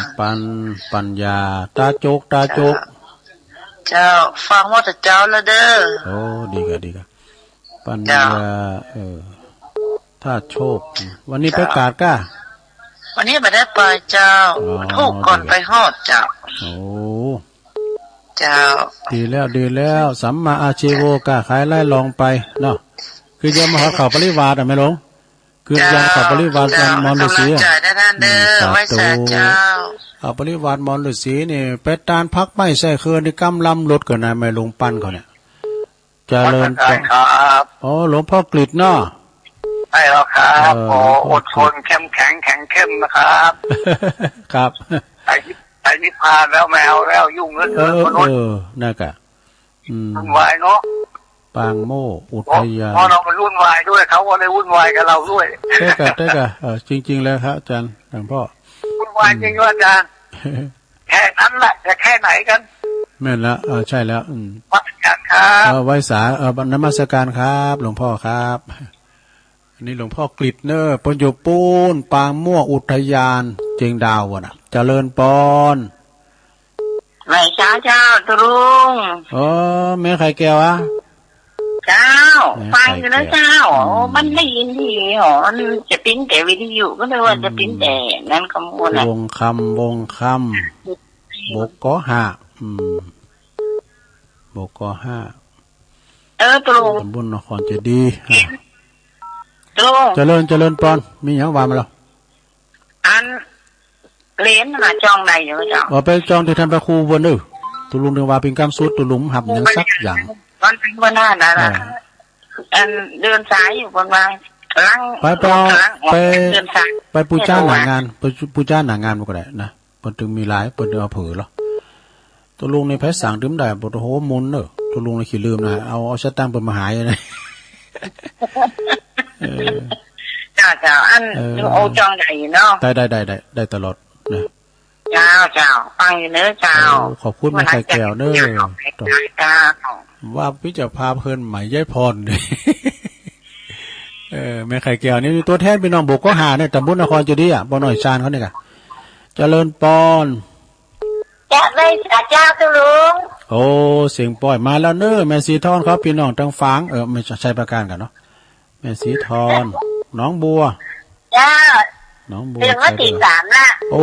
ตื่นเจ้าตุลุงว่าตีสามแล้วเจ้าดีแล้วนะชัดเจนดีเลยตุลุงโอ้เตะกะมันฝุ่นตกมาเจ้ากำลังใจแน่โอ้ขอบคุณสาธุแน่สาธุเจ้าอันนี้แม่สีทอนนะจากหนองบัวชัยปราการตัวแทนเด้อพี่น้องชัยปราการนมัสการเจ้ายายพรนมัสการเจ้ายายพรร้องบัวแดงอยู่แจงวัดยายพรยายพรรับดีเหรอมียังถามมันห่อนเนอะห่อนไม่ห่อนเลยจะคือแล้วมันห่อนฟุ้นนะกะห่อนฟุ้นวันก่อนไก่มาแล้วเนี่ยพวกมือแล้วนะไปจะรอพระเจ้านะวันที่20นี่ย่ะวันเจ้านะวันที่20บ่ได้รอพระเจ้าเต็มใจสมปรารถนาประสิทธิมงคลฮะพระเจ้าเปิดโลกอ๋อพระเจ้าโพธิ์โลกเนาะเป็นรอมันพระเจ้าโพธิ์โลกเนาะโอ้ประเดชพระคุณหลวงปู่พระครูวิมลญาณประยุทธ์เนอะเจ้าคณะอำเภอสันกำแพงวัดร้องวัวแดงไวสานะครับเนอะเคยไปสันเพนเคยไปสันเพนวัดเปิ้นงามวัดเปิ้นใหญ่ไปประชุมตอนที่ประชุมสัญจรตอนที่เคยบรรลุนะเคยจะดังแต่รู้ไปวะเปิดประชุมกันโอ้ไปชันเพี้ยนแทนโอ้เขากินเป็นหลายตอนนั้นยายพรจะเกิดได้ก็เกิดแล้วกันเนาะเกิดแล้วกันแต่รู้จักกันนี่ตอนนั้นมันหลายปีแล้วนี่ไม่ลืมเลยจะร้องประกาศด้วยนี่เป็นรอพระเจ้านี่เนอะนั่นกันประกาศพอถึงวันที่20เนอะวันที่20ไปรวมบุญกันเปิดรอพระเจ้าลงพระเจ้าตันใจประสิทธิมงคลนี่พระเจ้าเปิดโลกพระเจ้าเปิดโลกพระเจ้าเปิดโลกครับเปิดโลกเนาะอยู่แล้วพวกจะประกาศยินดีนะยายพรเนอะอุ่มเป็นกำนี่การอูดตุ้นอื่นเนี่ยอูดป้อยจะดีหัวตุลุงในฟังไหนก็ได้เลยพวกมาได้ไหมเจริญปอนแค่เจ้าตุลุงแม่เลี้ยวเจ้าละเด้แม่เลี้ยวมาแล้วเปิดเพลงม่วนดีเจ้าตุลุงนั่นกะบอกเขาอย่างนวลละเด้อบอกแล้วยังบอกแล้วมาข้ามไปบอกเขาเป็นเจ้าตุลุงประกาศไปลำบาแล้วนะรายจือนะเจ้ามาเป็นยังเจ้าตุลุงทำบุญจึงได้บุญเนาะแมนโอ้ดีใจกับว่าเพิ่งขึ้นดอยมากำลังหันกันเนี่ยดูอู่ก็มาพิจารณาเหมือนเนาะเร็วมาโบชีดีละสาธุเจ้าสาธุแม่โบชีก็มานะแม่ครูเป็นมะคุเทศนำมาแอวเจริญปอนโอ้ตุลุงนั่นคนเยอะยายจันเนี่ยยายอันแม่น้อยการนัดเจ้ามันจะเปิดแม่มันเจ้าเป็นมาสายแหลกได้ใช่ไหมอุ้ยว่าคือบ้องว่าสาเจ้าตุลุงนั่นคนยอว่าคือบ้องอุ้ยอินกับยองกับพี่น้องแม่สาบเสมิงเนาะฟังตุลุงตลอดจะกระโชกติดนะตุลุงติดกุหลาบดูติดกุหลาบอุ้ยอินว่าจะไปวัดพุนสักเจอกับผมมาขี่คายก่อนมามันได้เตอปะมาขี่คายก่อนเนาะมันต้องมาคายตุลุงมันฟังว่ามันจุ่มอย่างมาหายละจะใจตะกาวตลอดนะว่าเนี่ยเป็นโรคประจำถิ่นเนี่ยปะวะเพราะว่าเป็นโรคประจำถิ่นเนี่ยเดี๋ยวนี้มันจะกลายพันธุ์เป็นไข้หวัดใหญ่ได้มันหน่อยข้อมโก้กันละนะแม่คนจะไปกันโลเนี่ยอันโดเรมอนนี่มันอ่อนด้วยมันจะว่าแห้งแต่ว่านะ จ้า แต่จะไปประมาทเด้อ เขาเบิ่ม ไปประ ไหน มาท ก็โอ้ผู้ชายคุณไหนเนาะมีเนาะตึงเนาะ แม่น่ะ แต่ว่ามีเลยอยู่เนาะ นี่เหลืออยู่ปะเลอะ จ้า ปะดู จ้า เผอ เป็นกำลังใจตะลุงตลอดนะจ้า โอ้ขอบคุณอุยอินเนอแม่สาบเสมิงตัวแทนพี่น้องเสมิงหน่อยนี่นะเจริญปอน เจ้าแกพระเจ้าตุลุงแม่สุเกียวศิลพรสิเตี้ยมันห้องละปุนเนอโอ้วันนี้ตื่นขึ้นมาก็ได้ยินเสียงน้ำเสียงทอมจากตุลุงเลยเจ้าโอ้เพิ่นฟังกันนักกันหลายแล้วตุลุงศิลพรสิเตี้ยสิเจริญนี่นะเจ้าโอ้เพิ่นฟังกันนักกันหลายเนอะเจ้าติดตามตุลุงตลอดนะเจ้ากลับไหว้สาธุเจ้า สาธุอันนี้ตัวแทนพี่น้องสลิเตเนอะสิเตศิลพรหลายสีเนอะ แต่ก่อนกับพี่สิเตเดียวกันหมดอะแต่เพิ่นก็แยกมาอ้าวขอบคุณแม่สุกแก้วเจริญปอน ภาษาจัดลุง โอ้แม่คำปันก็หายไป10,000เนอะจ้า แม่คำปันเราสันปิ้งมาแล้วอันแม่หลงบุญเมืองนั่นน่ะห้องหายหน้าให้ตาไปเด้อแม่สันปิ้งเนาะแม่หลงลาเขาห้องจางเขาพูนให้น่ะเนาะแล้วก็แม่หลงสีทอนนะปันวาลีที่วังสวนกล้วยเนี่ยน่ะฟังก็อยู่ก็อีกอะเนาะไหวสาบารมีธรรมหลวงปอท่านพระครูโชติสุวรรณสอนวัดสลาเปิดก็ฟังตลอดนะพระครูสันติเจติยากรโดยเนาะเกตกะลามไม่ลงคำปานฟังเจ้าแล้วเนาะดอกอันนั้นหมอกตะก้าดอกแก้มหมอกเด้อเนาะดอกแก้ขาวหนาวัดนะยินดีนะแม่คำปานขอบคุณได้หลายนะเราสันปิ้ง0899555656ตัวแทนพี่น้องต่างงานบ้านขวางแม่ไผ่เขาก้าอย่างน่ะแม่บุญเย็นเขาแม่เย็นผู้นั้นน่ะร้องคือกวาวเจริญปอนติดแล้ว เจ้าก็ลง อยู่ตั้งไรแม่เอาอันอยู่ฝากเจ้าแม่เมตตาเจ้าโอ้แม่วันนี้ลูกเจ้าวันนี้ฟังแหลกๆละเจ้าเสาหินเนาะเจ้าเสาหินบ้านปอน้อยบุญปันเสาหินฟางปักกันละเนาะแม่น่ะไปกินไปตานกับปักกัน22 23กับปักกันหน้าปุ่นตีเมืองฟางวัดพระบาทอุดมเนาะแม่เม็ดเสาหินฟางชัดเจนดีเนาะแม่เนาะชัดเจนดีเนาะฟังพระบาทอุดมเนาะฮัลโหลจ้าว่าจ้าเจริญปอนแม่เม็ดเนาะอันแม่น้อยพยายามในแม่น้อยกาดนัดเจริญปอนว่าเจ้าตุลุงสาวรักษ์เทศกาลทางตุลุงอยู่นะเจ้าแม่สาวรักษ์เป็นกับเจ้าแล้วกับตามเปิ้นชัยปราการเจ้าการภาษาเจ้าตุลุงขอบคุณนะแม่สาวรักษ์ชัยปราการเนาะสาธุแม่โบพันทำรับเต้าทำลุกตะก้าเจริญปอนมาสักการตุลุงเจ้าฟังอยู่เนอะแม่บุญพินนะแม่จันหอมเจ้าแม่จันหอมโอ้อันปุ่นอันน่ะปัดตึงฟังสักเสียงดีนะตุลุงปัดตึงหลวงปู่ล่าแม่จันหอมการมาสักการนะตุลุงเนอะเจริญปอนเนอะสาธุปาตึงหลวงปู่หลาตาติบเนอวันที่19เป็นมีงานมาแล้วแม่จันโสมคนอารมณ์ดีเนาะมาสักการเจ้าเจริญปอ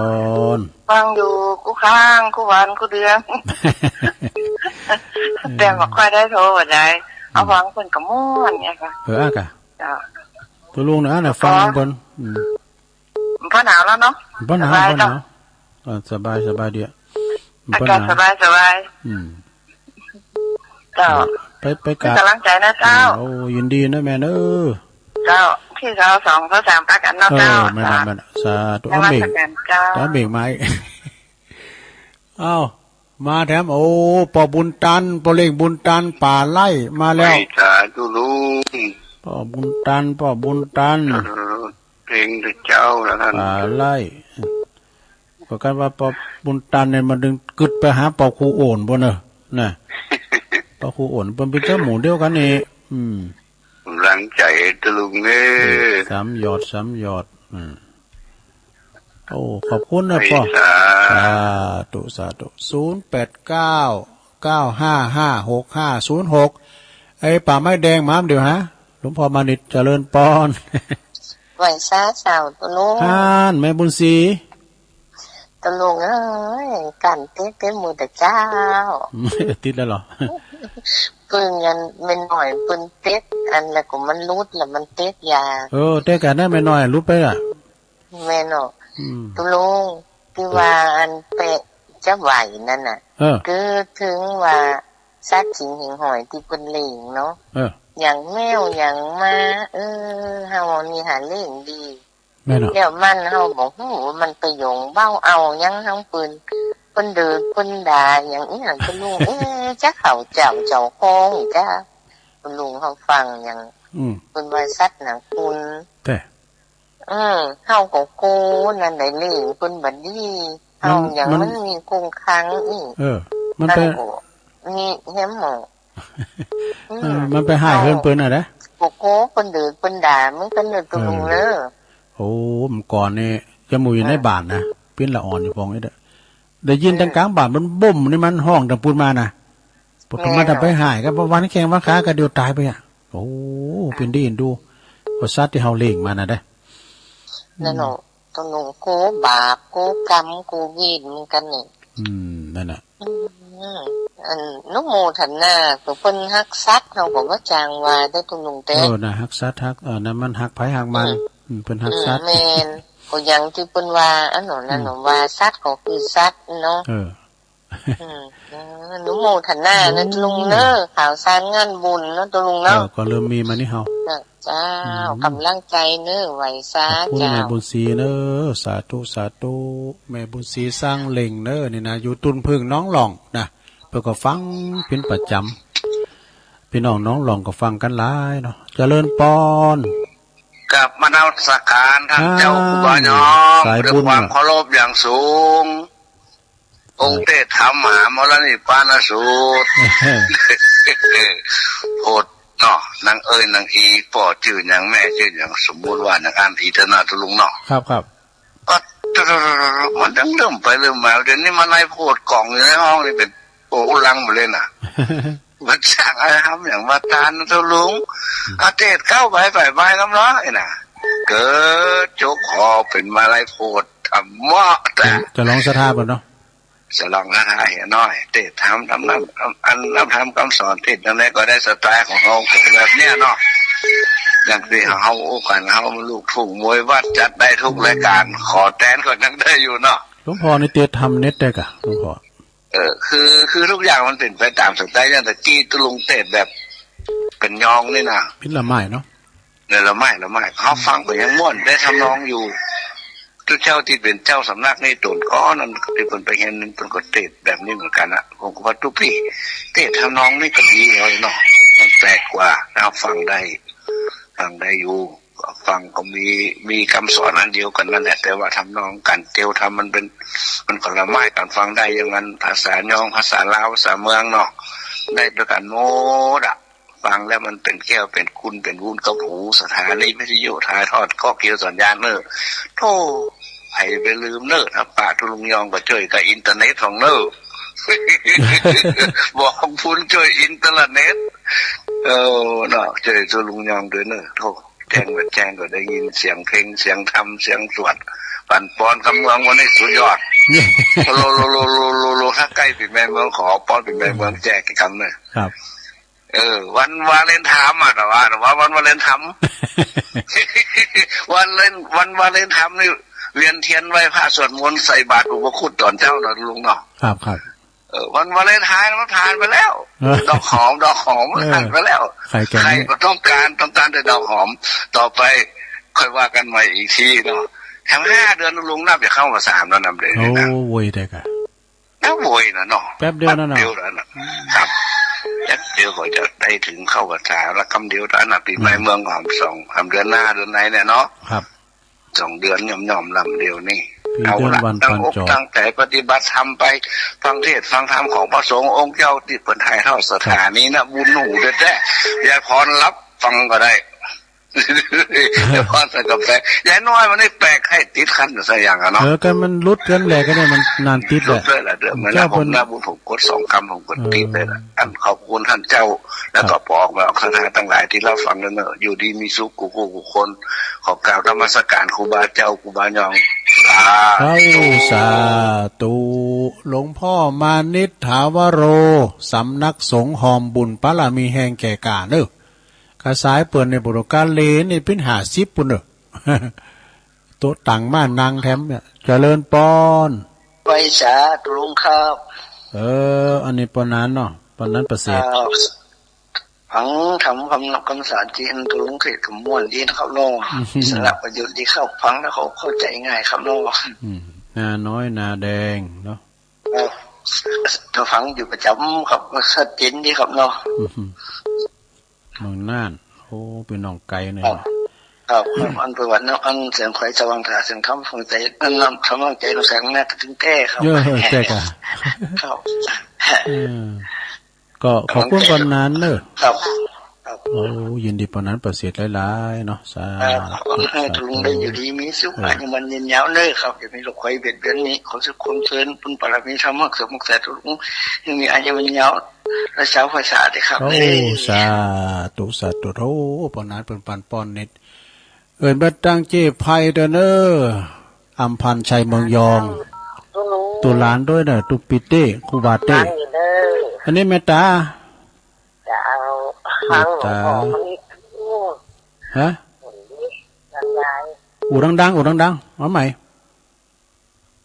เมตตาในเนาะโลอูดั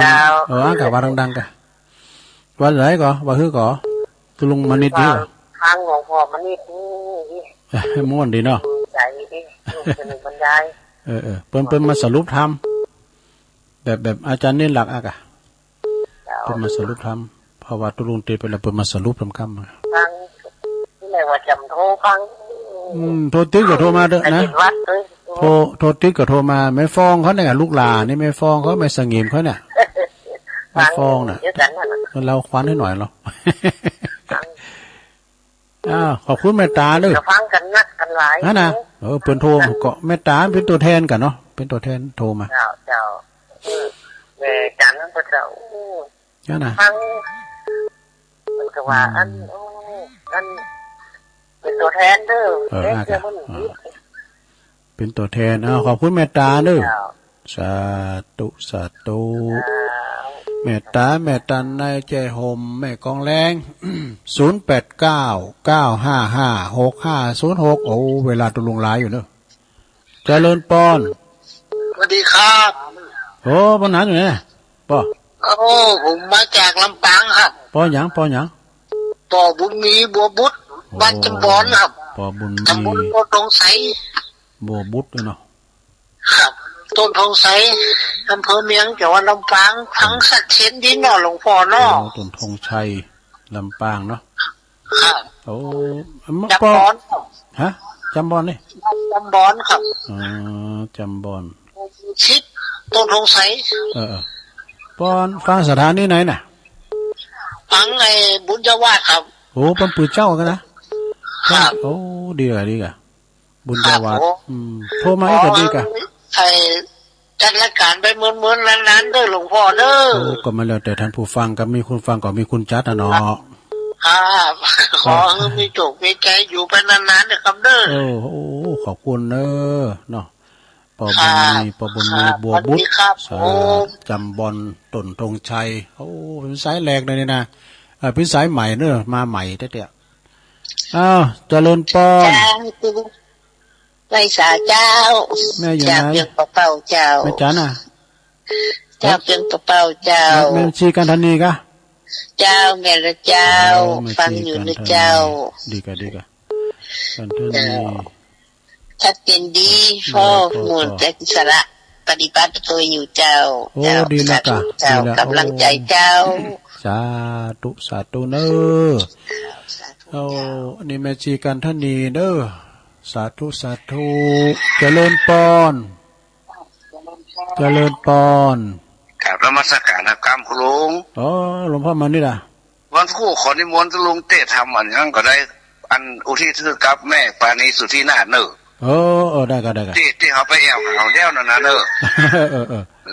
การเทศเป็นน้ำตามมาทีหลังพี่ยังขอบคุณลำปางเมื่อก่อนได้ยินเสียงเอาเนาะน่ากันละเสียงลุงยองเลยว่าโทษกระจายกันแต่สาธุวันพวกขอนิมนต์ทำกรรมเนอะกรรมนิมนต์ครับผมด้วยความเคารพอย่างสูงวันพรุ่งนี้เตะทำกำเมืองก็ได้บรรยายก็ได้คือกับแม่ปราณีสุทธินาถผู้ที่หลงรับดับขันไปแล้วครับกุศลผลบุญจากลุงเนอะ